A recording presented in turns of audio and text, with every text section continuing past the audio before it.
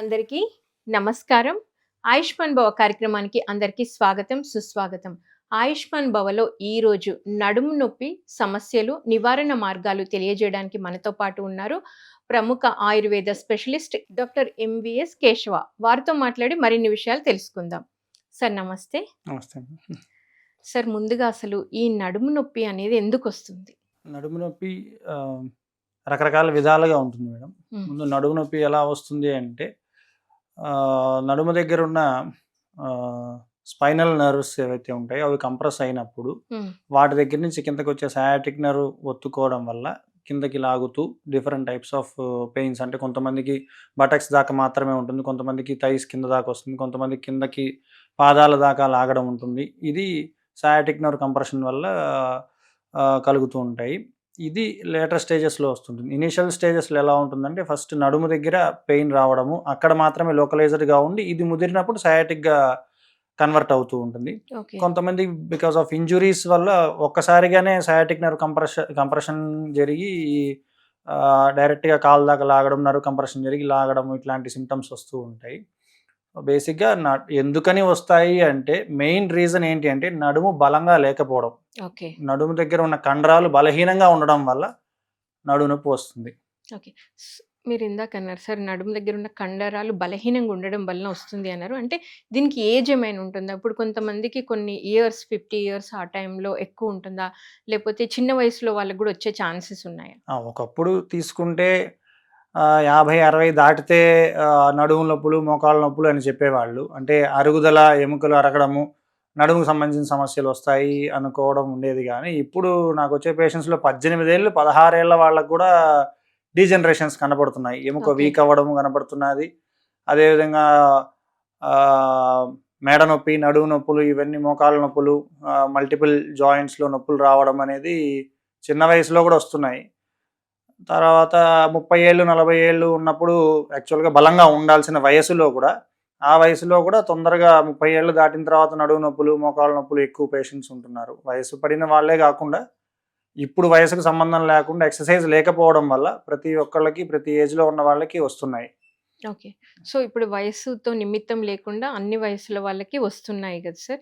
అంటే కూర్చునే పొజిషన్ వల్ల గూడా ఏమన్నా వచ్చే ఛాన్సెస్ ఉన్నాయా? ఖచ్చితంగా మేడం. ఖచ్చితంగా. ఇప్పుడు మనం మెడిటేషన్ చేసేటప్పుడు చూసుకున్నా సరే, ఎలాగైనా సరే నడుము నిటారుగా ఉండాలి అని మనం ఎప్పుడు వెన్నుపూస స్పైన్ నేరుగా ఉండాలి అంటాం. ఎందుకని అంటే ఇప్పుడు యోగ సాధనలో చెప్పేటప్పుడు సుఖస్థిరం ఆసనం, ఏదైనా ఒక పొజిషన్‌లో కూర్చున్నప్పుడు ఆ పొజిషన్‌లో మన స్పైన్ నేరుగా ఉంటూ దానిలో సుఖంగా, స్థిరంగా ఉండగలిగితే అదే ఆసనం అవుతుంది. ఇప్పుడు వీళ్ళు కూర్చునే పొజిషన్‌లో ఎక్కువగా సాఫ్ట్‌వేర్ ప్రొఫెషనల్స్‌లో కూర్చునే పొజిషన్ తప్పుగా కూర్చోవడం వల్ల వాళ్ళకి ప్రాపర్ డిస్ట్రిబ్యూషన్ ఆఫ్ వెయిట్ అనేది పడకపోవడం వల్ల వాళ్ళకి అంటే ముందుకు వంగడం వల్ల గావచ్చు, డిఫరెంట్ పొజిషన్స్‌లో కూర్చోవడం వల్ల గావచ్చు, ఎక్కడో ఒకటో, రెండో వెన్నుపూసల మీద మాత్రమే ఎక్కువ వెయిట్ పడడం వల్ల, అక్కడ వాళ్ళకి ఆహ్, అంత వెయిట్ తీసుకోలేకపోవడం వల్ల, అంత బలం లేకపోవడం వల్ల అక్కడ నర్వ్ కంప్రెషన్స్ జరగడము, అక్కడ మజిల్స్‌లో ఇన్‌ఫ్లమేషన్స్ రావడము జరుగుతూ ఉంటాయి. పొజిషన్ అనేది ఖచ్చితంగా ప్రాపర్‌గా ఉండకపోవడం వల్ల వస్తాయి. సార్ ఇప్పుడు టూ వీలర్ మీద గూడా డ్రైవ్ చేస్తుంటారు. లాంగ్ డ్రైవ్‌లో ఉంటుంది. దీని ఎఫెక్ట్ గూడా నడుము మీద పడే ప్రభావం ఉంటుందా సార్? ఖచ్చితంగా ఉంటుంది. అలాగని టూ వీలర్స్ లాంగ్ డ్రైవ్ చేసే వాళ్ళందరికి నడుము నొప్పులు రావట్లేదు గదా! హ్మ్. నడుము నొప్పులు ఎవరికి వస్తాయి అంటే, లాంగ్ డ్రైవ్ చేసే వాళ్ళలో గూడా పొజిషన్ మెయింటైన్ చేయలేని వాళ్ళకి మాత్రమే వస్తాయి. ఓకే. ఎక్కువసేపు కూర్చునే వాళ్ళకి నడుము నొప్పులొస్తాయా అంటే, ఎక్కువసేపు కూర్చునే వాళ్ళకంటే యోగ సాధన చేసే వాళ్ళందరూ గంటలు గంటలు కూర్చోవాలి. మెడిటేషన్ చేసే వాళ్ళందరూ గంటలు గంటలు కూర్చోవాలి. వాళ్ళకి నడుము నొప్పులుండాలి. కానీ వాళ్ళకి ఏ నడుము నొప్పులుండవు. పొజిషన్ మెయింటైన్ చేసుకోకపోవడం వల్ల వస్తాయి. ఓకే. సో, కూర్చునేటప్పుడు పొజిషన్ అనేది ప్రాపర్‌గా ఉండాలి అంటారు. ఉండాలి. యాహ్! Okay sir. అంటే ఇప్పుడు ఆహార నియమాలు అంటే ప్రాపర్ ఫుడ్ తీసుకోకపోవడం వలన గూడా ఈ నర్వ్ సిస్టమ్ దెబ్బతినే ఛాన్సెస్ ఉంటాయా? ఈ బేసిక్‌గా నర్వస్ సిస్టమ్ దెబ్బతినడం వల్ల ఇది రావడం కాదు. హ్మ్. మజిల్ వీక్ అయిపోవడం వల్ల ఆహ్, 2 వర్టిబ్రాల మధ్యలో ఉన్న మెత్తటి పదార్థం ఇన్‌ఫ్లమేషన్ అయ్యి, వాచి ఆ మెత్తటి పదార్థం వాయడం వల్ల అది ఇన్‌ఫ్లమేషన్ అయ్యి ప్రొలాప్స్ జరిగి, దాని దగ్గరలో ఉన్న నరాలను ఒత్తి, ఆ నరాల దగ్గరగా నర్వ్ కండక్షన్, నర్వ్ ఇంపల్స్ పోయేది ఆగడం వల్ల మనం చూస్తుంటాం ఇక్కడ నరం బయటికి తెలుస్తుంటుంది. మనకు అక్కడ కొన్ని దగ్గర నరాలు బయటికి తెలుస్తుంటాయి. వాటిని తాకడం వల్ల మనకు జిల్ జిల్ అని సెన్సేషన్స్, ఒక కరెంట్ షాక్ కొట్టినట్టు అవుతుంది. అలాగే కాళ్ళలోకి నరాలు, కిందకి వెళ్ళే నరాలు సయాటిక్ నర్వ్ పెద్దది, లాంగెస్ట్ నర్వ్ అనమాట. అది ఒత్తుకోవడం వల్ల సివియర్ పెయిన్ రావడము, నమ్‌నెస్ రావడము, తిమ్మిర్లు, మంట పుట్టడం ఇట్లా డిఫరెంట్ టైప్స్ ఆఫ్ సిమ్టమ్స్ వాళ్ళ బాడీ కాన్స్టిట్యుయెన్సీని బట్టి మారుతూ ఉంటుందన్నమాట. ఓకే. సరే ఇప్పుడు నడుము నొప్పి ఉంది. నెగ్లెక్ట్ చేశారు. డాక్టర్ దగ్గరికి వెళ్ళడం అయినా. అప్పుడు అది దేనికి దారి తీసే ఛాన్సెస్ ఉంటాయి సార్? నడుము నొప్పి ఉండి వెంటనే మనం దాన్ని ట్రీట్ చేసుకోకుండా అలానే ఎక్కువ రోజులు పెట్టుకొని ఉంటే సయాటిక్ నర్వ్ కంప్రెషన్ జరిగితే ఓకే. ఆ నర్వ్ కంప్రెషన్ అనేది ఎక్కువ రోజులు అలాగే ఉండడం వల్ల నర్వ్ కండక్షన్ తగ్గిపోతుంది. నర్వ్ ఇంపల్స్ అనేది ఆ నర్వ్ లోపల నుంచి వెళ్ళడం తగ్గిపోయి దాని కన్సర్న్ మజిల్స్ అన్నీ కూడా వీక్ అయిపోవడము, మజిల్ వేస్టింగ్ జరుగుతుంది. అంటే చిన్నదైపోతాయి. కొంతమంది పేషెంట్స్‌లో చాలా కాలంగా సయాటిక్ నర్వ్ కంప్రెషన్ ఉన్న వాళ్ళకి ఎక్కువ రోజులుగా అలాగే ఉండి వాళ్ళు దాన్ని ట్రీట్ చేసుకోకుండా నెగ్లెక్ట్ చేయడం వల్ల వాళ్ళ పిక్క భాగంలో ఉన్న మజిల్స్ కండరాలు చిన్నవైపోవడము. ఒక పక్క అంటే ఏ పక్క అయితే కంప్రెషన్ జరుగుతుందో ఆ పక్క తొడ భాగము చిన్నగా అవ్వడము, పిక్కలకు చిన్నగా అవ్వడం ఇలా మజిల్ వేస్టింగ్ అనేది కనపడుతుంది మనకు లాంగ్ స్టాండింగ్. అలాగే ఉంటే నర్వ్ డ్యామేజ్ అనేది కంపల్సరీగా జరుగుతుంది. ఎక్కువ రోజులు ఉండడం వల్ల నర్వ్ డ్యామేజ్ అయిపోతుందనమాట. అంటే ఇర్రిపేరబుల్ డ్యామేజ్ అయిపోతుంది. ఓకే. సార్ మరిప్పుడు ఒకవేళ వాళ్ళకి బ్యాక్ పెయిన్ వచ్చింది. ఆయుర్వేదంలో ట్రీట్మెంట్ అంటే పర్మనెంట్ సొల్యూషన్ దొరుకుతుందా? ట్రీట్మెంట్ ఎలా ఉంటుంది? మనకు ఆయుర్వేదంలో ఏదైనా సొల్యూషన్ ఉన్నదంటే ఇది పర్మనెంట్‌గానే ఉంటుంది. ఓకే. టెంపరరీగా పెయిన్ మాత్రమే తగ్గించేదానికున్న వసతులేమి ఉండవు. మనం ఆయుర్వేదం. రోగాన్ని తగ్గించడం మాత్రమే మనం డీల్ చేస్తాం. ఓకే. నొప్పిని తెలియకుండా చేసే ప్రాసెస్ మన దగ్గర ఉండదు. హుహు. ఏదైనా తగ్గింది అంటే తగ్గిపోవడమే. ఓకే. మళ్ళా రీఅక్కరెన్స్ లేకుండా ఉండాలి అంటే మన చేతిలో ఉంటుంది. రోగి చేతిలో ఉంటుంది. మనం ఓకే. ఏం చేస్తాము తాత్కాలికంగా ఇప్పుడొచ్చిన ఏదైతే రోగం ఉందో దాని నుంచి తీసేసి అంటే ఫర్ ఎగ్జాంపుల్ రోగం అనేది ఒక ట్రాక్ అని తీసుకుంటే ఆరోగ్యవంతంగా ఏ రోగం లేకుండా ఉన్న స్వస్థావస్థ ఏ రోగం లేకుండా ఉండడం అనేది ఇంకో ట్రాక్ అనుకుంటే రోగం అనేది ఒక ట్రాక్. ఎప్పుడైతే ఒక జీవుడు ఈ ట్రాక్‌లోంచి ఈ ట్రాక్‌లో పడతాడో అప్పుడు వైద్యుడు అవసరం అవుతుంది. వైద్యుడి దగ్గరికి వచ్చినప్పుడు మేమేం చేస్తామంటే మెల్లగా ఈ ట్రాక్‌లోంచి తీసి ఇంకా ఆ ట్రాక్‌లో పెట్టేస్తాం. హ్మ్. ఆ ట్రాక్‌లో పెట్టేసిన తర్వాత ఈ ట్రాక్‌లోకి ఎందుకు రావాల్సి వచ్చింది? వాళ్ళకి రోగం అనే దీనిలోకి ఎందుకు రావాల్సి వచ్చింది? ఆహార విషయాలు కావచ్చు, వాళ్ళు చేసిన పనులు కావచ్చు, ఏదో ఒక విషయాల వల్ల వాళ్ళకి రోగం అనేది రావడం జరుగుతుంది. మనం చేసేది ఏంటంటే వాళ్ళని మళ్ళీ ఆ ట్రాక్‌లో కూర్చోబెడతాము. నీకు దేనివల్ల మీరు రోగం అనే ట్రాక్‌లోకి వచ్చారనేది వాళ్ళకి అవగాహన కల్పిస్తాము. రాకుండా ఉండాలి అంటే ఏమేం చేసుకోవాలి? ఫర్ ఎగ్జాంపుల్ నడుము నొప్పికి సంబంధించినవి కొన్ని ఆహారాలు ఎక్కువ వాతం పెరిగే ఆహారాలు తీసుకున్నా సరే శరీరంలో వాతం పెరిగి వాళ్ళు చేసే పని కూడా నడుము మీద స్ట్రెయిన్ పడుతూ ఉండడము, వాళ్ళు చేసే వృత్తిలో కానీ వాళ్ళు చేసే వర్క్‌లో కానీ ఏదైనా నడుము మీద స్ట్రెయిన్ పడుతూ ఉన్నప్పుడు అక్కడ నొప్పి వస్తున్నప్పుడు మీరు పొజిషన్ సెట్ చేసుకోవడము, దాని తర్వాత నడుము కండరాలు బలపడే దానికోసం ఉన్న ఎక్సర్సైజులు, ఆసనాలు అవి చెప్తాము. ఆహార విషయాలు జాగ్రత్త పడాల్సినవి చెప్తాం. ఇలా చెప్పడం వల్ల వాళ్ళు అవి పాటిస్తూ ఉన్నారంటే ఇంక మళ్ళా రోగం అనే ట్రాక్‌లోకి రాకుండా ఆరోగ్యంగానే ఉండగలరు. ఓకే. సార్ ఇందాక మీరన్నారు ఆహార నియమాలు. అంటే మామూలుగా అయితే ఎలా చెప్తారు మీరు ఫుడ్డు రాకుండా ఉండడానికి తీసుకోవాల్సిన డైట్ ఏంటి? వచ్చిన తర్వాత ఎలాంటి డైట్ తీసుకోవాలి? వచ్చిన తర్వాత రాకముందు అనే దానికన్నా ముందు ఆహారం అనే కాన్సెప్ట్ మనం అర్థం చేసుకోవాల్సింది ఎలాగంటే, ఆయుర్వేద పరంగా ఎలాగంటే ఏ విధంగా అయితే ఒక రోజులో పగలు, మధ్యాహ్నము, సాయంకాలము, రాత్రి ఇలా డిఫరెంట్ వేరియేషన్స్ ఉంటాయో, అదే విధంగానే ఒక మనిషి వయస్సులో పుట్టినప్పటి నుంచి చనిపోయేంత వరకు కొన్ని అవస్థలుంటాయి. హ్మ్. బాలావస్థ, మధ్య వయసులో ఉన్న అవస్థ, దాని తర్వాత వృద్ధాప్యావస్థ, వయసు పెరిగిపోయిన ముసలి వాళ్ళ అవస్థ ఇలా 3గా విభజించుకోవచ్చు. అదే విధంగానే దీన్ని ఆయుర్వేద పరంగా వాతం, పిత్తం, కఫంగా అన్నిటిని డిఫరెన్షియేట్ చేసుకుంటాం. అలాగా చిన్న వయసులో ఉన్న బాల అవస్థ, చిన్న వయసులో 8 ఏళ్ళు, 10 ఏళ్ల వరకు దీన్ని కఫకాలంగా కన్సిడర్ చేస్తాం. ఏ విధంగా అయితే ఎర్లీ మార్నింగ్ మనం కఫకాలంగా చెప్తాం. ఎర్లీ మార్నింగ్ మనకు కఫ సంబంధమైన రోగాలన్నీ ఆ టైంలోనే ఎక్కువగా ఉంటాయి మనకు. జలుబు చేసినట్టు గానీ, ఎర్లీ మార్నింగ్‌లోనే హెవీనెస్ ఇవన్నీ ఉంటాయి. స్టిఫ్‌నెస్, స్పాసమ్, నొప్పులు ఇవన్నీ ఎర్లీ మార్నింగ్ ఉంటాయన్నమాట. ఓ 8, 10 ఏళ్ళు దాటిన తర్వాత కొంచెం యుక్త వయస్సు, మధ్య వయస్సులో ఇదంతా పిత్త సంబంధమైన కాలం అనమాట అది. ఒక వయసు దాటిన తర్వాత 50, 60 దాటిన తర్వాత డిపెండ్స్ ఆన్ ఒక్కొక్కళ్ళ శరీర తత్వాన్ని బట్టి వాళ్ళ వయసు మారుతూ ఉంటుంది. అంటే ఎంత వయసు వరకు వాళ్ళు మధ్య వయసులో ఉంటారు, ఎంత వయసు నుంచి వాళ్ళకి వృద్ధాప్య సమస్యలొస్తాయి అనేది కూడా వాళ్ళు ఆచరించే దినచర్యలను బట్టి, వాళ్ళు తీసుకునే ఆహారాన్ని బట్టి, చేసే ఎక్సర్‌సైజులను బట్టి ఉంటుంది. ఆ వయసు దాటిన తర్వాత వృద్ధాప్యం అనేది స్టార్ట్ అయిన తర్వాత ఇంక వాతకాలం. ఇక్కడ వాతము, పిత్తము, కఫము అనే దాన్ని బేస్ చేసుకొని వాతం పెరిగి ఉన్న సమయంలో వాతం పెరిగే ఆహారాలు తీసుకోకుండా ఉండాలి. ఓకే. కామన్‌గా. చిన్న వయసులో ఎప్పుడు ఐస్ క్రీమ్, చాక్లెట్స్ పిల్లలకి పెట్టం. It's a common thing. ఎందుకని? ఒక్క స్పూన్ తిన్నా సరే ముక్కులు గారిపోతాయి. హ్మ్. ఎందుకని అంటే ఆ వయసులో ఉన్న వాళ్ళకి కఫం ఆల్రెడీ వాళ్ళకి ఎక్కువగా ఉంటుంది. కఫ ప్రధానంలో ఉంటారు వాళ్ళు. ఎక్కువగా ఉంటుంది కాబట్టి కొంచెం కఫం పెరిగినా సరే అది ఎక్కువైపోయి కారిపోతుంటుంది ముక్కులో నుంచి.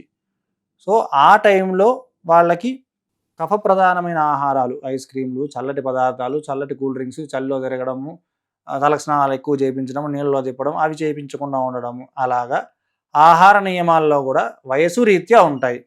మధ్య వయసులో పిత్త సంబంధమైన ఆహారాలు కొంచెం తక్కువగా మసాలా, కారాలు ఇట్లాంటి మంటలు ఎక్కువగా ఉంటాయి. మధ్య వయసులో అంతా అసిడిటీకి సంబంధించిన ఇష్యూస్ గానీ, గ్యాస్ట్రిక్ ఇష్యూస్ గానీ ఎక్కువగా వస్తుంటాయి మధ్య వయసులో. దానికి తగినట్టు ఆ వయసులో దానికి తగిన పిత్త సంబంధమైన ఆహారం తీసుకోకుండా ఉండడం. ఇక్కడ నొప్పి అంటే శరీరంలో నొప్పి ఉన్నాది అంటే వాతం, పిత్తం, కఫంలో వాతం ప్రిడామినెంట్‌గా పెరిగి ఉన్నాది అని అర్థం. గోరు నుంచి తల జుట్టు దాకా ఎక్కడ నొప్పి ఉన్నా సరే అది వాత సంబంధమైనదే అనమాట. సాధారణంగా బయట డాక్టర్లందరూ ఎలా చెప్తారు అంటే ఆమవాతం అనే కండిషన్, రుమటాయిడ్ ఆర్థరైటిస్ అనే కండిషన్‌ని వాతం పెరిగింది, వాతం ఇది వాతం అంటారు.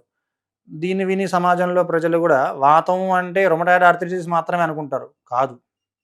వాతము అంటే త్రిదోషాల్లో ఒకటి. శరీరానికి కావాల్సింది వాతం. హ్మ్. అది ఎక్కువైతే సమస్య గానీ, అది దానివల్ల సమస్య గాదు. వాతం అనేది ఒక దోషము. ఆ దోషం సమపాళ్లలో ఉన్నాది అంటే దానివల్ల ఏ ఇబ్బంది ఉండదు. అది పెరిగితే వాత సంబంధమైన రోగాలు వస్తాయి. ఈ నొప్పి అనే విషయం ఏదైతే ఉందో, సింప్టమ్ ఏదైతే ఉందో దానికి వాతం పెరిగితేనే వస్తుంది. సో, నొప్పి ఉన్నాది అంటే వాతం పెరిగి ఉన్నాది అని అర్థము. నొప్పి తగ్గించుకోవాలనుకుంటున్నాము అంటే వాతం పెరిగే ఆహారాలు తీసుకోకుండా ఉండాలని అర్థం. వాతం పెరిగే ఆహారాలు ఏవేవి అంటే గడ్డకూరలు, ఓకే. గోంగూర, హ్మ్. తోటకూర, చుక్కకూర. నేను పేషెంట్‌లకి చెప్పి ఎలా ఉంటుందంటే నేను బై హార్ట్ అనమాట. ఏం ఓకే. తీసుకోవాలి, ఏం తీసుకోకూడదంటే నేను పాట పాడినట్టు పాడేస్తుంటా. మీరొక చార్ట్ కూడా రెడీ చేసి పెట్టుకుంటారేమో అక్కడ. నేను మా నాన్నగారికి చెప్పాను. మా నాన్నగారు యోగా హుహు. 25 సంవత్సరాలుగా నేర్పిస్తున్నారు. ఆహారం విషయాల్లో మా నాన్నగారు ఎక్కువ చెప్తుంటారు. మా నాన్నగారికి చెప్పాను. ఒక చార్ట్ కావాలి చేసి ఇవాళ నేను చెప్పలేకపోతున్నాను ఇది అని. ఓకే. అంటే ప్రతి పేషెంట్‌కి చెప్పాల్సిన చేస్తూ ఎక్కువగా మనకొచ్చే పేషెంట్‌లు వాతం పెరిగిన వాళ్ళే ఉంటారు. హ్మ్. నొప్పులు వాళ్ళే ఉంటారు. వాళ్ళకి ప్రతిసారి ఈ పాట చెప్తుండాలన్నమాట. గడ్డకూరలు, క్యారెట్, బీట్రూట్, ముల్లంగి తప్ప మిగతావన్నీ గడ్డలు వదిలేయాలి. అవన్నీ ఓకే. వాతాన్ని పెంచేవి. హుహు. గోంగూర, తోటకూర, చుక్కకూర. ఈ ఆకుకూరలో ఈ 3 వాతాన్ని పెంచుతాయి. హ్మ్. గోరు చిక్కుడు, పందిరి చిక్కుళ్ళు ఇవి వాతాన్ని పెంచుతాయి. ఓకే. మొక్కజొన్న కంకిలు, జున్ను, తేగలు, దాని తర్వాత ఈ తెల్ల గుగ్గిళ్ళు, ఎర్ర గుగ్గిళ్ళు, బఠానీలు, అలసందలు ఇటువంటివన్నీ వాతాన్ని పెంచుతాయి. ఈ మొలకెత్తే గింజలు కూడా వాతాన్ని పెంచుతాయి. మరసలు ఏం తినాలి సార్ వాళ్ళు? ఇంకా చాలా ఉన్నాయి తినేదానికి. ఇదే అడుగుతారు పేషెంట్లు కూడా మీరు అడిగినట్టే. ఇంకేం తినాలి అంటారు. ఇంకా చాలా ఉన్నాయి. ఇప్పుడు ఆకుకూరల్లో తీసుకుంటే గోంగూర, తోటకూర, చుక్కకూర ఎక్కువ తింటారు జనాలు. హ్మ్. ఇవి వాతాన్ని పెంచే ఆహారాలు. వాతాన్ని పెంచే ఆకుకూరలు. ఇవి కాకుండా పొనగంటాకు ఉంటుంది, మునగాకు ఉంటుంది, అవిసాకు ఉన్నాది. ఇంకా చాలా కూర చుక్కాకు ఇట్లా చాలా కూరలున్నాయి తినగలిగినవి. అంటే ఇవన్నీ ఎక్కువ తినరు. పాలకూర ఇవన్నీ అంటే తినరనమాట. ఇవి ఎక్కువ ఇవే తింటారు. రెగ్యులర్‌గా మార్కెట్‌లో ఈజీగా అవైలబుల్ ఉంటున్నాయి గదా సార్ ఇవి. ఆ! అందుకనే మా నాన్నగారు వాళ్ళకి చెప్తుంటారనమాట. మా నాన్నగారు ఏం చెప్తుంటారంటే, 10 కట్టలు మెంతి కూర పోతే 100 కట్టలు గోంగూర పోతుంది మార్కెట్‌లో అంటారు. హ్మ్. అంటే ఎక్కువ గోంగూర, తోటకూర ఎక్కువ తింటారనమాట యెస్. జనాలు. పాలకూర. హ్మ్. హ్మ్. పాలకూర తక్కువ. ఓకే. పాలకూర తక్కువ పోతాయి. గోంగూర, తోటకూర ఎక్కువ పోతాయంటారు. హ్మ్. అవే ఎక్కువ వాతాన్ని పెంచేవి. నొప్పులు సగం వాటి వల్లనే వస్తాయి. అంటే నొప్పులున్న వాళ్ళకిది. అదే. నొప్పులు లేని వాళ్ళు ఏమైనా తినొచ్చు. హ్మ్. ఏ ఆహారమైనా తినొచ్చు.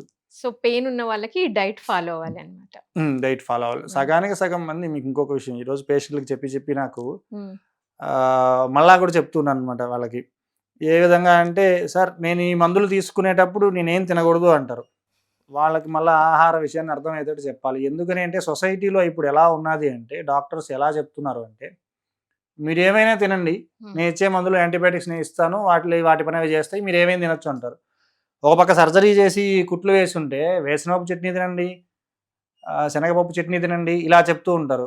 బేసిక్‌గా ఈ చల్ది చేసే పదార్థాలు, చీము చేసే పదార్థాలు. హ్మ్. మీరేవైనా తినండి. నేను యాంటీబయాటిక్సో ఏదో ఒకటి మెడిసిన్ ఇస్తాను. అవి పని చేస్తాయంటే టేకింగ్ ఓవర్ ద బాడీ అనమాట. బాడీ దాని సహజ గుణాన్ని నేను టేక్ ఓవర్ చేసుకొని నేను తీసుకుంటా. అంటే మన బాడీలో ఉన్న ఇమ్యూనిటీ, మన బాడీలో ఉన్న రోగనిరోధక శక్తిని మనం ఒక మిలిటరీ అనుకుంటే, నీ మిలిటరీని నువ్వు పనుకోబెట్టేసి, నేను కావాలంటే ఇంకో మిలిటరీని పంపిస్తాను అది పనిచేస్తుంది అనే రకంగా సొసైటీ ఉన్నది. అందుకని ఇప్పుడు ఆహారం విషయాల్లో ఏ అవగాహన లేదు. హ్మ్. రోగులలో సమాజంలో ఏ అవగాహన లేదు. సో దానివల్ల ఏం అడుగుతారంటే కామన్గా అడిగే క్వశ్చన్, మీకు నెక్స్ట్ క్వశ్చన్ అదే వస్తుంది. ఏ ఆయుర్వేదం తీసుకుంటే పథ్యం ఉండాలనా? చాలా మందికి ఆ డౌట్ ఆ ఉంది డౌట్ సార్. ఉంటుంది. ఎందుకంటే ఆయుర్వేదం మందులు వాడాలి అంటే ముఖ్యంగా ప్రజలు అందరూ భయపడడానికి రీజన్ ఏంటి అంటే చాలా పథ్యం ఉండాలి. పథ్యం ఇది ఉండాలి. తినొద్దు అంటారు, అది తినొద్దు అంటారు అని అపోహ అయితే ఉంది సార్. ఉమ్. అది అపోహో నిజమో నాకు తెలియదు కానీ అది దాని క్లారిటీ ఇచ్చేదాని కోసం నేను చెప్పొచ్చింది ఓకే ఇప్పుడు. Sir. For example, simple examples నేను పేషెంట్స్కి చెప్పి నాకు కూడా ఇది అలవాటు అయిపోయింది. ఫర్ ఎగ్జాంపుల్, ఒక పిల్లవాడికి లేకపోతే ఒక అబ్బాయి, ఒక మనిషికి జలుబు చేసింది. నెమ్ము పెరగడం వల్ల జలుబు చేస్తుంది. ఎక్కువ అవడం వల్ల శరీరం దాన్ని బయటికి వదిలేస్తుంది. ముక్కు ద్వారా బయటికి వచ్చేస్తుంది. ఎక్కువైన నెమ్ము బయటికి వచ్చేస్తుంది. జలుబు చేసింది, డాక్టర్ దగ్గరికి వెళ్ళారు, మందులు తీసుకుంటున్నారు. జలుబు చేసింది, వైద్యుడి దగ్గరికి వెళ్ళి మందులు తీసుకుంటున్నారు. పోయి ఐస్ క్రీమ్ తింటారా? తినం సార్. తినము. ఎందుకు తినము? మళ్ళీ ఎక్కడ జలుబు ఎక్కువైద్దో అని భయం ఉంటుంది. అది మీరు మందులు తీసుకుంటున్నామని తినమా, లేకపోతే జలుబు ఎక్కువ అవుతుందని తినమా? జలుబు ఎక్కువైతుందనే తినం సార్. కాబట్టి దేంతో సంబంధం ఉంటుంది? ఆహారానికి, రోగానికి సంబంధం ఉంటుంది, మందులకు కాదు. మందులు తీసుకుంటున్నాం కదా అని పథ్యం ఉండాల్సిన అవసరం లేదు. రోగం ఉంది కాబట్టి పథ్యం ఉండాలి. ఓకే.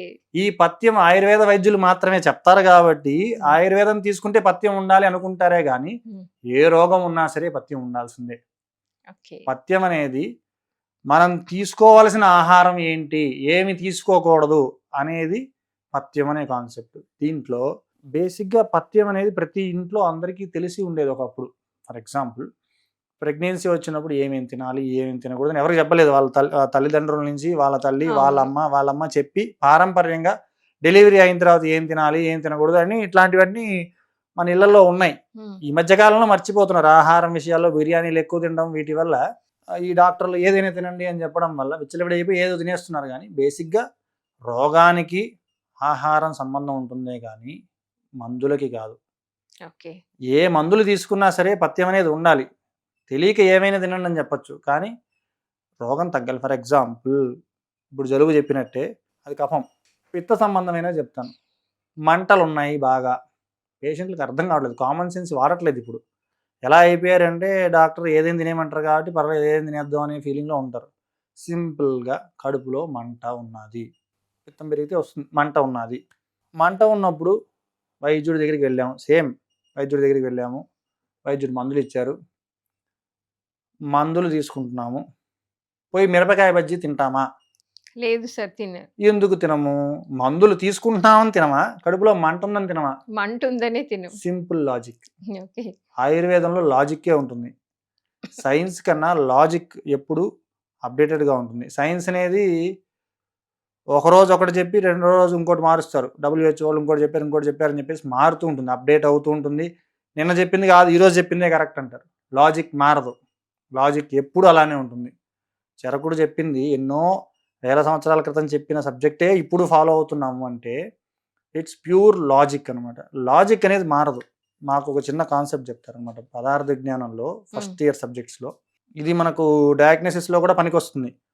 ఎత్ర ఎత్ర ధూమః తత్ర తత్ర వాహిని అంటారు. అంటే ఫర్ ఎగ్జాంపుల్, మనం సొసైటీలో రోడ్లో పోతున్నాము అంటే గాల్లో మనకు పొగ కనపడుతున్నది, ఎక్కడో పొగ కనపడుతున్నది అంటే దాని కింద ఎక్కడో మంట ఉన్నది అని అర్థం. అంటే పొగ ఉన్నది అక్కడ అంటే కింద ఎక్కడో ఫైర్ మండుతున్నది, ఏదో తగలబడుతున్నది, అందువల్ల పొగ వచ్చిందని అర్థం. అంటే పొగను చూసి అనుమాన ప్రమాణం అనమాట. ఇది ప్రమాణాలు ఉంటాయి, ప్రత్యక్ష ప్రమాణం, అనుమాన ప్రమాణం, ఆప్తోపదేశం అని. ఈ అనుమాన ప్రమాణంలో ఎలా ఉంటుందంటే మనకు కనిపించేది ఒకటి, కానీ దీని లోపల వేరే దానివల్ల వస్తున్నది అని అనుమాన ప్రమాణంలో నిర్ధారిస్తాం. అగ్ని లేకపోతే అక్కడ మంట రాదు. ఒట్టి పొగ ఎప్పుడైనా కనపడుతుందా మీకు? లేదు సార్, కనపడదు. పొగ కనపడుతున్నది అంటే కింద ఎక్కడో దగ్గర మంట ఉన్నది అని అర్థం. సో ఈ ప్రమాణాల ద్వారా మనం ఒక డయాగ్నోసిస్లో ఎలా చేస్తాము అంటే లక్షణాలు ఒకటి కనపడుతున్నప్పుడు లోపల ఇది ఉంటేనే వస్తుంది. ఇట్స్ ఏ లాజిక్ అనమాట, ప్యూర్ లాజిక్. అక్కడ పొగ కనపడుతున్నది అంటే కింద ఫైర్ ఉంటుంది, దాని మీద నీళ్లు పోయాలని చూస్తాం, నేను ఎగ్జాస్ట్ ఫ్యాన్ పెట్టాం. ఇప్పుడు జరిగే సైన్స్ ఎలా ఉన్నది అంటే నీకు పొగ కనపడుతున్నది, నీకు పొగే కనపడుతున్నది, సమస్య మీకు పొగే కదా, I will switch on the exhaust fan. నేను ఎగ్జాస్ట్ ఫ్యాన్ పెడతాను, నీకు పొగ వెళ్ళిపోతుంది. మూలమైన రోగం ఏది తగ్గదు. మూలమైన రోగాలు అలాగే ఉంటాయి, నొప్పి తెలియకుండా ఉంటుంది అంతే. ఈ పొగ వెళ్ళిపోతూ ఉంటుంది, మళ్ళీ పొగ వస్తూ ఉంటుంది, దినదినం అదే అనమాట. ప్రతిరోజు నొప్పి అనేది పుడుతుంటుంది. మళ్ళా టాబ్లెట్ ఏసుకోవడం, మళ్ళా స్విచ్ ఆన్ చేసుకొని పొగను బయటికి పంపించడం. ఆయుర్వేదం చెప్పేది ఇట్స్ ఎ లాజికల్ థింగ్. నీకు పొగ కనపడుతున్నది అంటే కింద అగ్ని ఉన్నది. అగ్నిని ఆపాలి. అంటే రోగం అనేది లోపల ఉన్నదాన్ని మూలం నుంచి తీసివేయాలి. పెయిన్ కిల్లర్స్ ఉంటాయి. పెయిన్ కిల్లర్స్ ఇస్తారా? నొప్పిని తగ్గిస్తారా? నొప్పిని తగ్గిస్తారా? ఇదే పొగ కాన్సెప్ట్ అనమాట. పొగ కనపడుతున్నది పొగను తగ్గిస్తారా? పొగను తీసేస్తారా అంట. పొగను తగ్గిస్తాం. కానీ మూలంలో ఉన్న ఏమి దోషం పెరిగి ఉన్నాదో చూసుకొని, ఆ దోషానికి మందులిస్తాము. దానివల్ల మీకు నొప్పి తగ్గిపోతుంది అని మేము రోగులకు ఎక్స్‌ప్లెయిన్ చేస్తాం అన్నమాట క్లియర్‌గా. ఓకే. ఈ రోగులకు పేషెంట్స్‌కి ఎక్స్‌ప్లెయిన్ చేసేటప్పుడు కూడా నేను ఈ భాషలోనే ఎక్స్‌ప్లెయిన్ చేస్తాను హుహు. క్లియర్‌గా. వాళ్ళకి ఇది అర్థమవుతుంది. లాజికల్‌గా ఉన్నవి క్లియర్‌గా అర్థమవుతాయి. ఏదో చూపించి, ఏదో చేసి దీనికి ఇది చేస్తాం, అది చేస్తాం అంటే రోగానికి అర్థం కాదు. సగం అర్థం కాదు కూడా పేషెంట్‌లకి. సార్ మరి ఈ ఆయుర్వేదం అనేది మీకు వంశపారంపర్యంగా వచ్చిందా? లేకపోతే మీకే ఇంట్రెస్ట్ ఉండి మీరు నేర్చుకున్నారా? మా నాన్నగారు చిన్నప్పటి నుంచి యోగా ప్రాక్టీస్ చేస్తుండేవారు. యోగా ఓకే. నేర్పిస్తూ ఉండేవారు. హ్మ్.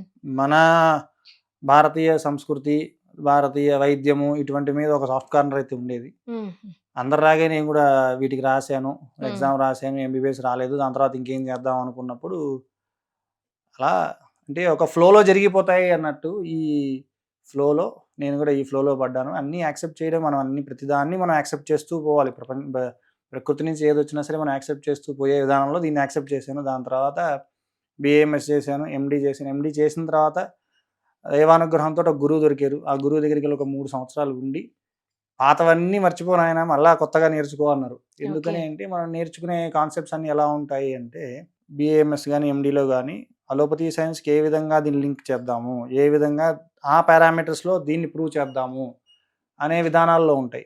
So, these 2 are different sciences. 1, 2 వేరే వేరే విధానాల్లో ఉంటాయి. దీని మూలం వేరే, దీని మూలం వేరే.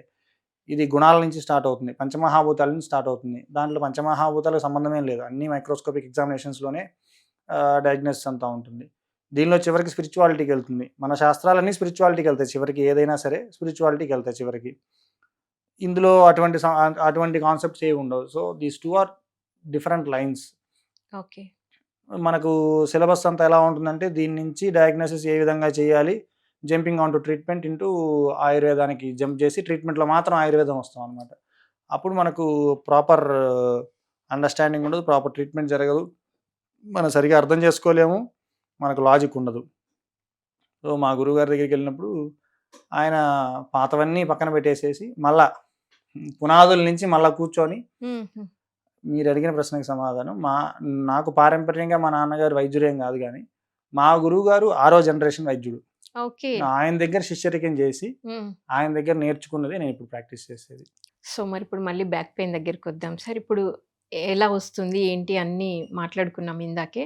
అంటే ముఖ్యంగా లేడీస్‌కి సార్ ముఖ్యంగా ప్రెగ్నెన్సీ తర్వాత బ్యాక్ పెయిన్ వచ్చే ఛాన్సెస్ ఉంటాయా? సాధారణంగా ప్రెగ్నెన్సీ అనేది ఒక ఫిజియోలాజికల్ ప్రాసెస్. హ్మ్. అంటే పెథాలజీ గాదు. అంటే ఒక రోగం కాదది. ఓకే. సాధారణమైన ఒక అవస్థ. ఏ హ్మ్. విధంగా అయితే పుట్టి పెరిగి అంటే పెద్దవాళ్ళు ఎలా డెలివరీ అవుతామో తర్వాత ఏమైనా అదే హ్మ్. ఫిజియోలాజికల్ ప్రాసెస్‌లో రోగం కాదు గాబట్టి ఏ రోగం రాగూడదు. హుహు. అర్థమవుతున్నది. ఓకే. ఫిజియోలాజికల్ ప్రాసెస్ అంటే ఇట్స్ నాట్ ఎ డిసీజ్. హ్మ్.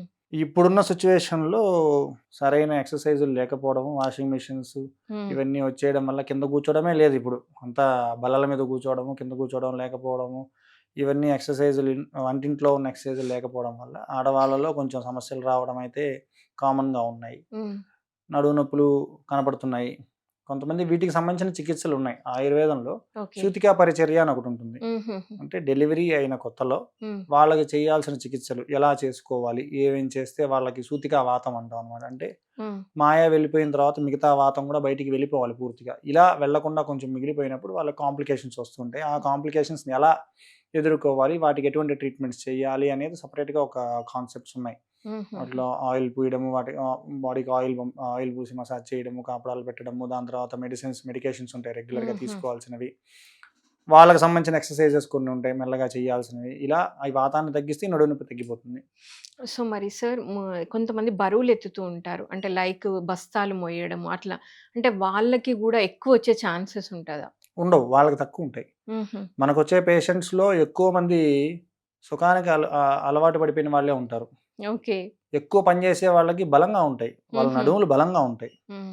వాళ్ళకి నడుము నొప్పులు రావు. ఎప్పుడు పొలం పని చేసే వాళ్ళకి నడుము నొప్పులనే వాళ్ళు చెప్పరు. ఇప్పుడేమన్నా సరిగా వాళ్ళు ఆహ్, రోజు పనికి పోకుండా ఉంటే నొప్పులు వస్తాయేమో కానీ రోజు పనికి పోయే వాళ్ళకి నొప్పులు ఏ విధంగా ఉండవు. ఎప్పుడైనా రేర్గా అట్లాంటి వాళ్ళని చూడొచ్చు కానీ మూటలు మోసే వాళ్ళకి నడువుల నొప్పులు చాలా రేర్గా ఉంటాయి. ఓకే. ప్రొవైడెడ్ వాళ్ళు రెగ్యులర్గా పని చేయకుండా ఎప్పుడో చేస్తూ ఉంటే మాత్రమే వాళ్ళకి నొప్పులు వచ్చే అవకాశం ఉంటాయి. ఈ నడువుల నొప్పులు ఇవన్నీ మూటలు మోసే వాళ్ళకి, బరువులు మోసే వాళ్ళకి కాదు, ఏమి మొయ్యని వాళ్ళకే వస్తాయి. ఓకే. ఎక్కువ కూర్చునే వాళ్ళకే వస్తాయి, ఏమి మొయ్యని వాళ్ళకి. ఎక్కువగా మన శరీరాన్ని వాడుకున్నంత వరకు ఆ శరీరం బాగుంటుంది. ఇంజన్ని పక్కన పెట్టేస్తేనే తుప్పు పడుతుంది. ఈ ఎక్కువ తుప్పు పట్టేది ఎవరికి, రోగాలు ఎవరికి వస్తాయి అంటే పని చేయకుండా ఎక్కువ కూర్చునే వాళ్ళకి ఎక్కువ రోగాలు వస్తాయి. ఫర్ ఎగ్జాంపుల్ నిన్న మూటలు మోసేవాళ్ళు ఉన్నారు. వాళ్ళకి ఎటువంటి సమస్యలు వస్తాయంటే ఆహార విధానంలో మారిపోయి ఒకప్పుడు తక్కువ తినే పదార్థాలు ఇప్పుడు ఎక్కువ తింటున్నారు. ఎక్కువ తినడం వల్ల వాళ్ళకి అరగక గ్యాస్ట్రిక్ ఇష్యూస్ ఇట్లాంటివి వస్తాయే కానీ ఈ నొప్పులు అనేవి ఎక్కువగా ఉండవు. మీరు అడిగిన దాంట్లో ఇంకొకటి, బరువు ఎత్తడం వల్ల నడువు నొప్పి వస్తుందా అంటే, బరువు ఉండడం వల్ల నడువు నొప్పి వస్తుందా అనేది కూడా ఉంది. నెక్స్ట్ క్వశ్చన్ అంటే లావు ఉండడం వల్ల బరువు, లావు వేరే బరువు వేరే. బరువు ఉండడం వల్ల నడువు నొప్పి వస్తుందా అంటే అలాగేం లేదు. 100 కిలోలు ఉన్న వాళ్ళకు కూడా నడువు నొప్పులు లేని వాళ్ళు హ్యాపీగా ఉన్న వాళ్ళు ఉన్నారు. 50 కిలోలు ఉంటూ నడుములు నొప్పులు అనే వాళ్ళు ఉన్నారు. So it's about the strength.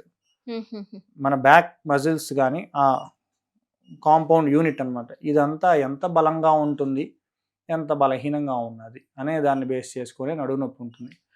For example ఇప్పుడు పేషెంట్స్ కొంతమంది చెప్తూ ఉంటారు, 65 కిలోలు 70 కిలోలు ఉన్న వాళ్ళు, సార్ నాకు ఆ డాక్టరు బరువు తగ్గమని చెప్పారు సార్, బరువు తగ్గితే నా మోకాళ్ళ నొప్పులు తగ్గిపోతాయి అన్నారు, బరువు తగ్గమని చెప్పారు, నడుము నొప్పులు అనగానే బరువు తగ్గమన్నారు అని ఎక్కువగా పేషెంట్లు చెప్తూ ఉంటారు. అంటే 70 కిలోలు దాటి ఉన్న వాళ్ళందరికీ నడుము నొప్పులు ఉండాలి, అంతే కదా లాజికల్గా.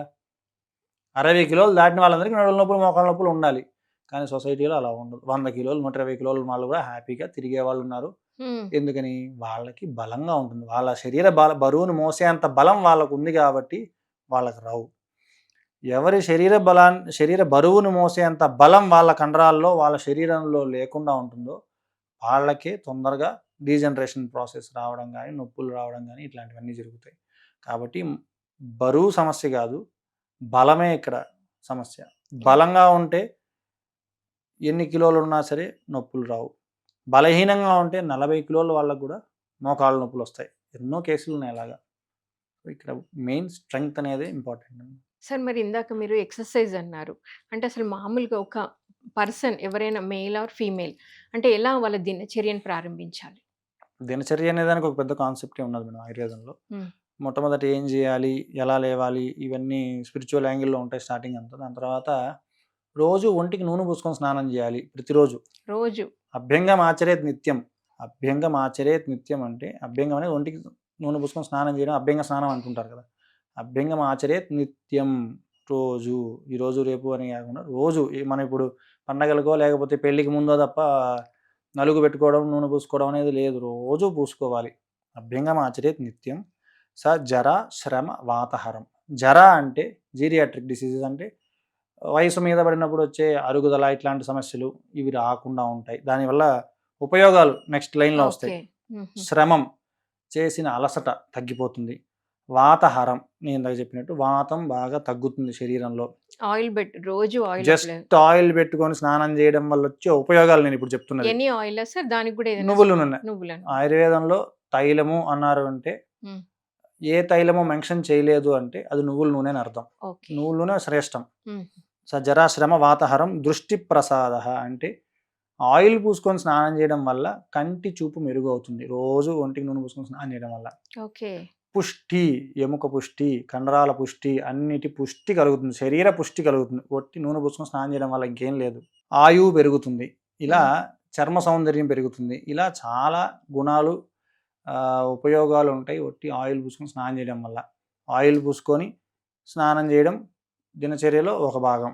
దీని తర్వాత వ్యాయామం ఖచ్చితంగా రోజు చెయ్యాలి. ఎంత చెయ్యాలి, ఎంతవరకు చెయ్యాలి అంటే అర్ధశక్త్యా నిషేవ్యస్త, అంటే సగం మన శరీర శక్తి. ఫర్ ఎగ్జాంపుల్ ఇప్పుడు ఎన్నో క్యాలరీస్ లెక్కలో వేస్తుంటారు.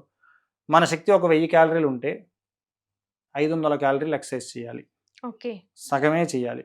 అది కూడా బలంగా ఉన్నవాళ్ళు స్నిగ్ధ భోజభిహి అంటే స్నిగ్ధంగా నెయ్యి, స్వీట్స్ ఇటువంటివి తినేవాళ్ళు అర్ధశక్త్యా నిషేవ్యస, సగం మాత్రమే చెయ్యాలి. హుహు. అంతకన్నా ఎక్కువ చేయడం మంచిది కాదని చెప్తున్నారన్నమాట. మన శక్తికి మించి కాదు, మన శక్తిలో సగభాగం రోజు చేస్తూ ఉండాలి. ఎక్సర్సైజ్ అనేది రోజు చేయాలి. ఎక్కువ చేస్తే దానికున్న ఇవి కూడా ఎక్స్‌ప్లెయిన్ చేస్తున్నారు. ఎక్కువ చేయడం వల్ల ఏమవుతుంది అంటే ఎక్కువ ఎక్సర్సైజ్ చేయడం వల్ల ఏమవుతుందంటే గజం సింహ ఇవాకర్షణ్ అంటే ఒక ఏనుగుతో పోరాడి దాన్ని చంపి అలసిపోయిన సింహంలాగా వీక్ అయిపోతారు. అది ఇంక ఏం చేయలేదు, వీక్ అయిపోతుంది. ఇంక పడిపోవడం, పడుకొని నిద్రపోవడం చేస్తుంది. అలా ఎక్సర్సైజ్ చేయడం వల్ల ఎమాసియేషన్ వీక్ అయిపోతారు. అది కూడా మంచిది కాదు. ఎంత చేయాలి అనేది కూడా క్లారిటీ ఉంటుందన్నమాట దానిలో. ఇలా ఎక్సర్సైజ్ చేయడము రోజు నస్యం కూడా రోజు చేయాలి. నస్యం అంటే ముక్కులో డ్రాప్స్ వేసుకోవడం అనేది ఓకే. రోజు చేయాల్సిన దినచర్యల్లో ఒక భాగము. హుహు. రోజు చేయాలి. కవళం, గండూషం, దంతధావనం. దంతధావనం పళ్ళు తోముకోవడం. పళ్ళు తోముకోవడం అనేది ఇప్పుడు బ్రష్‌లాగా కాదు. అప్పట్లో పుల్లలు ఏ వాడాలి అవి కూడా ఒక లిస్ట్ ఉన్నది. ఓకే. దినచర్యల్లో ఉంటుంది. ఫస్ట్ అష్టాంగ హృదయంలో ఫస్ట్ చాప్టర్‌లోనే ఇవన్నీ ఉంటాయన్నమాట. సార్ ఏం మరి ఇప్పుడు అంత చేయాలని. ప్రాసెస్ చేయడానికి సెకండ్ అందరికి చాప్టర్. అంత టైం ఉండదు కదా సార్. ఆయుష్ కామయమానేన ధర్మార్థ సుఖ సాధనం ఆయుర్వేదోపదేశేషు విధేయ పరమాదరః. ఆయుః కామయమానేన అంటే ఆయువు కోరుకునే వాళ్ళకి ఇవన్నీ టైం పెట్టాలి కొంచెం. ఎక్కువసేపు పట్టదు. రోజు చేసేటప్పుడు it won't take much time. ఇవన్నీ ప్రాసెస్‌లో ఫాలో అయితే చాలా ఉపయోగాలుంటాయి. జీరియాట్రిక్ సమస్యలు, ఈ అరుగుదల ఇవన్నీ ఉండవు. మన మనసు ప్రశాంతంగా ఉంటుంది. ఇంద్రియాలు ప్రశాంతంగా ఉంటాయి. శరీరం బలంగా ఉంటుంది. ఆయువు పెరుగుతుంది. కావాలనుకుంటే ఇవి చెయ్యాలి. ఓకే. ఎక్కువ సేపు పట్టవు మేడం. ఇవన్నీ చేయడానికి మొత్తం కలిపి ఒక half an hour to 45 minutes పడుతుంది అంతే. సో మీరు చెప్పినట్టు చక్కగా ఎక్సర్సైజ్ చేస్తూ, మెడిటేషన్ కూడా చేస్తూ చేయాలి. మనము ఏదైనా ఉంటే మెడిటేషన్ ద్వారా కూడా తగ్గించుకోవచ్చు. యోగా ఆసనాల ద్వారా కూడా. ఆసనాల ద్వారా తగ్గించుకోవచ్చు. ఓకే. ముఖ్యంగా మనసే అన్నిటికీ కారణము. హ్మ్. ఈ మనసు ప్రశాంతంగా ఉంటే 2 రకాలు. రోగం ఇప్పుడు మానసికంగా ఉంటుంది, శారీరకంగా ఉంటుంది. వైద్యం మందుల ద్వారా శరీరంని ఒక పక్క నుంచి మనం నయం చేసుకుంటూ వస్తే, ఇంకో పక్క నుంచి వాళ్ళకి ధైర్యం ఇస్తూ, రోగికి ధైర్యం ఇస్తూ, రోగం తగ్గిపోతుంది అని చెప్పడం వల్ల, వాళ్ళు చేసే మెడిటేషన్స్ గానీ, ప్రాణాయామం గానీ చేయడం వల్ల మానసికంగా కూడా వాళ్ళని వాళ్ళే హీల్ చేసుకునే ఇది వస్తుంది. అలా మెడిటేషన్ ద్వారా కూడా కొన్ని చికిత్సలు, కొన్ని రోగాలను తగ్గించొచ్చు. యోగ సాధనలో యోగ నిద్రలో మానసిక రోగాలను తగ్గించిన విధంగా రకరకాల విధానాల్లో రోగాలను తగ్గించుకోవచ్చు. మానసిక రోగాలను. సో పేషెంట్ మీ దగ్గరికొచ్చినప్పుడు సార్ మీ దగ్గర అడ్మిట్ అవ్వాల్సి ఉంటదా? లేదా మెడిసిన్ తీసుకొని ఎళ్ళిపోవచ్చా? 2 రకాలుంటాయి మేడం. ఓకే. కొన్ని కేసెస్‌లో ఇప్పుడు ఫర్ ఎగ్జాంపుల్ మనం మాట్లాడుకున్న నడుము నొప్పుల కేసెస్‌లో కొన్ని కేసెస్ కొంచెం సివియర్‌గా ఉన్నప్పుడు, వాళ్ళ నడుము బాగా బలహీనంగా ఉన్నప్పుడు, వాళ్ళని అడ్మిట్ చేసుకొని మన దగ్గర నెల్లూరులోనే అడ్మిట్ చేసుకొని వాళ్ళకి ట్రీట్మెంట్ చేస్తాం. హుహు. కొంచెం బలంగా ఉన్న కేసెస్ శరీర బలం, ఇక్కడ రోగబలం, రోగి బలం ఉంటుంది. హ్మ్. రోగం ఎంత బలంగా ఉన్నది, రోగి ఎంత బలంగా ఉన్నారు అనే దాన్ని బేస్ చేసుకొని ఉంటుంది. రోగం ఎక్కువ బలంగా ఉన్నది అంటే వాళ్ళకి అడ్మిట్ చేసుకొని చేస్తాం. రోగి బలహీనంగా ఉన్నా సరే అడ్మిట్ చేసుకొని చేస్తాం. రోగి బలంగా ఉండి అంటే పేషెంట్ బలం బాగా ఉండి రోగ బలం తక్కువగా ఉన్నది అంటే వాళ్ళకి మందులు ఇచ్చి పంపించేస్తాం. అంటే ఫస్ట్ ఎలా చేస్తామంటే మందులిచ్చి ఇంట్లోనే వాళ్ళకి ఆయిల్స్ ఇవన్నీ ఇచ్చి జాగ్రత్త పడాల్సిన విషయాలన్నీ వాళ్ళకి చెప్పి పంపిస్తాం. అలా తగ్గని పక్షంలో ఇక్కడ ట్రీట్మెంట్ చేస్తాం. మనకు అర్థమైపోతుంది ఏ కండిషన్స్ అడ్మిట్ చేసి చేసుకోవాలి, ఏ కండిషన్స్ ఓపీ బేసిస్‌లో చేసుకోవాలి అనేది. అలా వాళ్ళకి అర్థమయ్యేటట్టు చెప్తాం. భయపెట్టం. భయం ఓకే. అనేది ఒక రోగం కాబట్టి వైద్యుడిగా భయాన్ని వాళ్ళ లోపల కల్పించి చెయ్యం. వాళ్ళకి అర్థమయ్యే విధానంలో వాళ్ళకి చెప్తాం. ఇది చేసుకుంటే ఇలా ఉపయోగం ఉంటుంది, ఇలా తగ్గించుకోవచ్చు అనేది. ఫోర్స్ చేసి భయపెట్టి చేసేది ఉండదు. చెప్తాము. వాళ్ళు చేయించుకోవడం, చేయించుకోకపోవడం అనేది వాళ్ళకి ఎప్పుడు రాసిపెట్టుంటే అప్పుడు తగ్గుతుంది. మన వైద్యం ప్రకారం మనం చేసేది ఏం చేస్తే తగ్గుతుంది, ఎలా చేసుకోవాలి వాళ్ళకి క్లియర్‌గా ఎక్స్‌ప్లెయిన్ చేస్తాం. వాళ్ళు ఆ విధానంలో ఫాలో అయితే తగ్గుతాయి. సార్ ఇప్పుడు ఈ మెడిసిన్ తీసుకుంటున్న టైంలో అంటే ఎన్ని రోజులు పట్టొచ్చంటారు? డిపెండ్స్ ఆన్ పెయిన్‌ని బట్టా? పేషెంట్ రెస్పాండ్ అయ్యే విధానాన్ని బట్టా? 6-1 ఇయర్ పడుతుందా? లేకపోతే ఎలా ప్రాసెస్ ఉంటుంది? చిన్న చిన్న నడుము నొప్పులు అయితే ఒక 15 రోజులు చికిత్సలోనే తగ్గిపోతాయి మేడం. ఓకే. తర్వాత అంటే చాలా కాలంగా ఉన్నవి కూడా నేను ఇందాక చెప్పిన కాన్సెప్టే. రోగి బలం, రోగ బలం. హుహు. రోగి బలంగా ఉన్నారు అంటే వాళ్ళకు 15 రోజుల లోపలనే వాళ్ళకి నయం చూపించేస్తాం. హుహు. బలహీనంగా ఉన్న వాళ్ళకి it may take some time. వాళ్ళకి ఎలా ప్రాసెస్ చేస్తాము అంటే ఫస్ట్ ఒక 15 రోజులు చికిత్సలు పెడతాం. అడ్మిట్ చేసుకొని ట్రీట్మెంట్ చేస్తాము. మందులిస్తాము. 15 రోజులు మళ్ళా వాళ్ళ ఇంటి దగ్గర కూడా కంప్లీట్ బెడ్ రెస్ట్ చెప్తాము. అది అయిన తర్వాత కొన్ని ఆసనాలు చెప్తాము. ఏమేం వాడాలి, ఎలా చేసుకోవాలో చెప్తాము. ఈ ప్రాసెస్‌లో వాళ్ళ శరీరమే తగ్గించుకోవాలి. ఇక్కడ రోగం తగ్గించేది వైద్యుడో మందులో కాదు. వాళ్ళ శరీరమే దాన్ని రికవర్ చేసుకుంటుంది. వాళ్ళ శరీరమే దాన్ని అధిగమించి వస్తుందనమాట. వచ్చేదానికంటే ఆ కండరాలు బలపడడం, వాపులు తగ్గించడానికి మనం సపోర్ట్ చేస్తాం. అలా ఒక్కొక్క శరీరానికి ఫర్ ఎగ్జాంపుల్ ఒక మనిషికి కట్ అయింది అంటే 10 రోజుల్లో మానిపోతుంది. కొంతమందికి 2 రోజుల్లోనే మానిపోతుంది. కొంతమందికి 15 రోజులు, నెల రోజులు పడుతుంది. అంటే depends on their healing capacity. వాళ్ళకి సమయం తీసుకుంటుంది. మాక్సిమం పోతే బాగా బలహీనంగా ఉన్న కేసెస్ తప్ప 3 నెలల లోపల నడుము నొప్పులు తగ్గిపోతాయి. రెండో కోర్స్ 3 నెలల తర్వాత పెడతాము. ఆ రెండో కోర్స్‌కొచ్చారంటేనే వాళ్ళకి ఆల్మోస్ట్ పూర్తిగా నార్మల్ అయిపోతాయి. మేము ఆ రెండో కోర్స్ చేసేటప్పుడే సగం నుంచే వాళ్ళకి బలపడే ట్రీట్మెంట్స్ చేస్తాం. ఓకే. సాధారణంగా బలపడే ట్రీట్మెంట్స్ చెయ్యం. బలపడే ట్రీట్మెంట్స్ అన్నీ కూడా కొంచెం నొప్పిని పెంచుతాయి. ఎందుకని చలవ చేసే మెడిసిన్స్ అన్నీ బలాన్ని చేకూరుస్తాయి. ఫస్ట్ చేసేవంతా వాపులు కరిగేదానికి చేసుకుంటూ వస్తాము. రెండో కోర్స్ స్టార్ట్ అయ్యేటప్పటికి సగం నుంచే వాళ్ళకి స్ట్రెంగ్తనింగ్ ట్రీట్మెంట్ స్టార్ట్ చేసేస్తాం. వాళ్ళకి బలపడిపోతాయి. 3 నెలలు, 4 నెలల కల్లా ఎటువంటి నొప్పైనా తగ్గిపోతుంది. ఇంతకుముందు వచ్చిన కేసు ఒక పేషెంట్ అయితే హ్మ్. ఒక 6 నెలల ముందు బెంగుళూరు నుంచి వచ్చారు. వచ్చిన కేసు సివియర్ పెయిన్ అనమాట. అంటే సర్వైకల్ స్పాండిలైటిస్. చేతిని ఇలా పెట్టుకునేవాళ్ళు. సర్జరీ సజెస్ట్ చేసిన కేసు. సర్జరీ ఎవరు చెప్పినా సర్జరీ. ఓకే. ఇలా పెట్టుకుంటేనే అతనికి ఆశ్వాసంగా ఉంటుంది. ఇలా పెట్టుకొని అప్పుడప్పుడు దాని చేతిని తడుముతూ ఉండాలి. లేదంటే షాక్ కొట్టినట్టు అలా ఉంటూ ఉండేది. హుహు. ఆయనకి 21 రోజుల్లో ఆయన ప్రాబ్లమ్ సాల్వ్ అయింది. ప్రాబ్లమ్ సాల్వ్ అయిపోయింది. నొప్పే లేకుండా హ్యాపీగా వెళ్ళిపోయారు. అంటే నిద్రపోయి ఆయన మన దగ్గరికొచ్చేటప్పుడు నిద్రపోయి కనీసం 18 రోజులు ఏమైందని చెప్పారు. నిద్ర లేదు. ఎందుకనంటే నొప్పి. ఏ పొజిషన్‌లో ఇటు కదిలితే నొప్పొచ్చేస్తుంది. కదలలేక, నిద్రపోలేక, సైకలాజికల్‌గా బాగా డిప్రెషన్‌లో ఉన్న పేషెంట్ వచ్చారు. 21 రోజుల్లో కంప్లీట్ నార్మల్ అయిపోయి వెళ్ళిపోయారు. నేను ఒకసారి మళ్ళా ఏదో పని మీద వెళ్తే బెంగుళూరుకి మాకు తెలిసిన వాళ్ళకి పరిచయం ఉన్న వాళ్ళు పంపించారనమాట. నేను వాళ్ళ ఇంటికి వెళ్ళినప్పుడు నన్ను ఆయనే తీసుకొని వెళ్ళాడు బైక్‌లో. ఓకే. అలా పూర్తిగా నార్మల్ అయిపోయాడనమాట. నేను మళ్ళా చెప్పినా సరే ఆయన కొంచెం జాగ్రత్తగా ఉండండి సార్ అని చెప్పినా సరే, సార్ పూర్తిగా తగ్గిపోయింది అని ఆయన చెప్పారు. సో, అలా డిపెండ్స్ వాళ్ళ శరీర బలాన్ని బట్టి తొందరగా తగ్గిపోతాయి. ఓకే. ఆయనొచ్చిన కండిషన్ చూస్తే సర్జరీ చేస్తే గానీ తగ్గదు. చాలా రోజులు పడుతుందని కూడా అనుకుంటాం. 21 డేస్‌కి నార్మల్ అయిపోయింది మొత్తం. హుహు. సార్ మీ దగ్గర అడ్మిట్ అయినప్పుడు ట్రీట్మెంట్ ఇస్తున్నప్పుడు అదే లైక్ మెడిసిన్ అట్లా ఇస్తున్నప్పుడు దగ్గరుండి మీరు ఎక్సర్సైజ్ చేపించడము, మీ పర్యవేక్షణలో అలా కూడా జరుగుతూ ఉంటుందా? జరుగుతుంటుంది. అలా హ్మ్. కూడా చేపిస్తాం మేడం. ఓకే. ఆసనాలు చేపించడం, ఎక్సర్సైజ్ చేపించడము. హ్మ్. అంటే కొన్ని కండిషన్స్‌లో కొంచెం అవసరమైంది అన్నప్పుడు ఎక్సర్సైజ్ చేపిస్తాం. ఆసనాలు చేపిస్తాము. హుహు. కొన్ని కండిషన్స్‌లో కంప్లీట్ రెస్టే ఉండాలి అన్నప్పుడు వాళ్ళని కదిలించకుండా నడుముకి కట్టు కట్టేసి అలా ట్రీట్మెంట్ చేసేటప్పుడు మాత్రమే లేవమని ట్రీట్మెంట్ చేసిన తర్వాత మళ్ళీ పడుకోబెట్టేస్తాం అలాగా. సో, మరి ఇక్కడ నెల్లూరులో మీ హాస్పిటల్ ఎక్కడుంది సార్? మిమ్మల్ని కాంటాక్ట్ చేయాలి. వాళ్ళు మీ దగ్గరికి రావాలంటే ఎలా? బీవీ నగర్‌లో హ్మ్. సాయిబాబా గుడి మినీ బైపాస్ రోడ్‌లో సాయిబాబా గుడికి ఎదురుగా ఉంటుంది మేడం హాస్పిటల్. ఓకే. దాని పక్క బిల్డింగే ఇన్ పేషెంట్స్ ఉంటారు. హుహు. రావాలి అంటే ఫోన్ చేసి అపాయింట్‌మెంట్ తీసుకొని వచ్చేయడం అంతే. ఓకే. ప్రతిరోజు సాయంకాలం పూట ఉంటాను. గురువారం మాత్రం ఉదయం, సాయంకాలం 2 పూట్ల చూస్తాము. హుహు. శుక్రవారం పూట కన్సల్టేషన్స్ ఏముండవు. శుక్రవారం పూట ఓన్లీ ఈ పైల్స్, ఫిస్టులాస్, ఈ మైనర్ సర్జరీస్ మాత్రమే చేస్తాం. పైల్స్, ఫిస్టులాకి మనకు అంటే ఆయుర్వేదంలో సర్జరీస్ కూడా జరుగుతాయా సార్ మీ దగ్గర? ఇలాంటి పారాసర్జికల్ ప్రొసీజర్స్ అన్నమాట. అంటే ఓకే. పైల్స్, ఫిస్టులాకి ఆయుర్వేదంలో చాలా పురాతనమైన కాన్సెప్ట్ ఒకటి ఉన్నది. హ్మ్. ఫిస్టులాకి most successful most successful treatment procedure వచ్చేసి క్షారసూత్రమే. హుహు. సో, ఈ క్షారసూత్రం ప్రొసీజర్‌ని ఫారిన్ కంట్రీస్‌లో కూడా ఫాలో అవుతారు. ఓకే. ఒకసారి ఒక ఫ్రాన్స్ నుంచి ఒక పేషెంట్‌కి వచ్చినప్పుడు ఆ పేషెంట్‌కి తమిళనాడుకి వెళ్లి చేసిచ్చాను. ఈ హుహు. క్షారసూత్రం ట్రీట్మెంట్. ఓకే. సో, వాళ్ళకి ఈ క్షారసూత్రం ట్రీట్మెంట్ గురించి ఫారెన్‌లో కూడా చాలా బాగా తెలుసు. సో, హుహు. అలాంటి ట్రీట్మెంట్ శుక్రవారం మాత్రం చేస్తాం. ఈ శుక్రవారం పూట ఈ చేసే ప్రొసీజర్స్‌లో రకరకాల ప్రొసీజర్స్ చేస్తాం. జలుబు కావచ్చును, జలగనబెట్టి చేసే ట్రీట్మెంట్స్ ఉంటాయి. హ్మ్. రక్తమోక్షణం అంటాం. హుహు.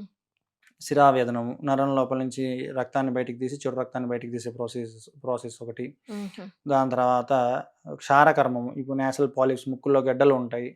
వాటికి కోసి తీసేయాలని చెప్పే కండిషన్స్ కూడా జస్ట్ ఒక మెడిసిన్ పూసి, క్షారం అనే మెడిసిన్ పూసి హ్మ్. అది షింక్ అయిపోతట్టు చేస్తాం. కంప్లీట్‌గా హీల్ అయిపోయి క్లియర్ అయిపోతుంది. ఓకే. అలాంటి ప్రాసెసెస్. పైల్స్ సంబంధించిన కండిషన్స్‌లో వాళ్ళకి క్షారసూత్రం ద్వారా క్షారం పూసి చేయడము. హుహు. ఈ కండిషన్స్ దాని తర్వాత హ్మ్, అగ్నికర్మ అనే కాన్సెప్ట్ ఉంది. అగ్నికర్మ అంటే పెయిన్ తగ్గించడం కోసము ఆహ్, షల్లకి అని ఒక ఇన్‌స్ట్రుమెంట్ ఉంటుంది. దాంతోటి లైట్‌గా హీట్‌ని అప్లై చేసి దాన్ని తగ్గించడము.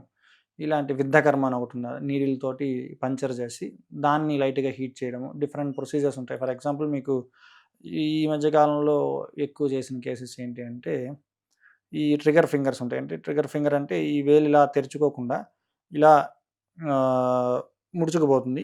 మిగతా వేళ్ళన్నీ వస్తాయి కానీ, ఒక వేలు మాత్రం రాదు. హ్మ్. టక్కని బయటికొస్తుందనమాట. పూర్తిగా ఫ్రీ గాకుండా కాస్త ప్రెషర్ ఎక్కువ అప్లై చేస్తే గానీ బయటికి రాదు. ఓహ్! దాన్ని ట్రిగ్గర్ ఫింగర్ అంటారు. హుహు. ఈ కండిషన్స్‌లో మనం ఎక్కడైతే ప్రాబ్లమ్ ఉన్నదో చూసుకొని అక్కడ విద్ధకర్మ చేసి దాన్ని అగ్నికర్మం చేయడం వల్ల వెంటనే వితిన్ 2 మినిట్స్‌లోనే రిలీఫ్ వచ్చేస్తుంది. ఈ కండిషన్‌ని కోసి, సర్జరీ చేసి ఇంత గందరగోళం చేస్తారు. సో, జస్ట్ 2 మినిట్స్‌లో అది క్లియర్ అయిపోతుందనమాట. ఇట్లాంటి అద్భుతమైన ప్రొసీజర్స్ చాలా ఉన్నాయి. ఇవన్నీ ఓన్లీ ఫ్రైడే పెట్టుకుంటాం. ఇంతకుముందు శుక్రవారం పూట ఉదయం అంటే ఇప్పుడు మీరన్నారు కదా సార్ ఫ్రైడే పెట్టుకుంటామంటే, అంటే ఎందుకు అంటే ఫ్రైడే అనేది మీరెందుకు సెలెక్ట్ జేసుకున్నారు? బేసిక్‌గా ఏంటంటే శుక్రవారం పూట కన్సల్టేషన్స్ కొంచెం తక్కువగానే ఉంటాయి. ఎక్కువ ఓకే. మంది ఉండరు. హుహుహు. ఇంకొకటి ఏంటి అంటే, గురువారం వచ్చేసి 2 పూట్ల చాలా కాలంగా జరుగుతున్న ప్రాసెస్ అన్నమాట. 2 పూట్ల ఉండడం అనేది. హుహుహు. సో, దానికి తర్వాత రోజు పెట్టుకుంటున్నాం అనమాట. 2 పూట్ల చూసుకొని, దాని తర్వాత నెక్స్ట్ డే మార్నింగ్ నుంచే కూర్చుంటాం. ఈ ప్రాసెస్ స్టార్ట్ చేసామంటే ఇవన్నీ క్షారకర్మలు, అగ్నికర్మలు, జలు కవచరణాలు ఇవన్నీ ఉదయం 9కి స్టార్ట్ చేస్తే 3 గంటల దాకా జరుగుతాయి. దాని తర్వాత ఇంక మళ్ళా మామూలుగా సాధారణంగా కన్సల్టేషన్ టైమ్ వచ్చేసి 4 గంటల నుంచి 9 గంటల దాకా చూస్తాం. 3 గంటలు అవ్వంగానే ఇక 4 గంటలకొచ్చి చేసేంత ఇదుండదు. లైట్స్ చూసి ఓకే. మనకు బాగా టైర్డ్ అయిపోయుంటాం. అందుకని శుక్రవారం పూట ఓన్లీ సర్జరీస్ కన్సల్టేషన్స్ కూడా తీసేసి ఓన్లీ సర్జరీస్ మాత్రమే ఈ పారా సర్జికల్ ప్రొసీజర్స్ మాత్రమే చేస్తున్నాం. So, thank you sir. మరి నడుము నొప్పి ఎందుకొస్తుంది? నివారణ మార్గాలేంటి? మరి ఒక దినచర్య ఎలా ప్రారంభించాలి అని ఎంతో అద్భుతంగా తెలియజేశారు. Thank you sir. Thank you so much. నమస్తే. నమస్తే. సో, విన్నారు కదండీ! ఆయుష్మాన్ భవలో ఈరోజు నడుము నొప్పి సమస్యలకు నివారణ మార్గాలు ఆయుర్వేదం ద్వారా ఎంతో అద్భుతంగా తెలుసుకున్నాం. మరొక ఆయుష్మాన్ భవ కార్యక్రమంలో మరొక డాక్టర్‌తో మళ్ళీ కలుద్దాం. Thank you. Thank you so much.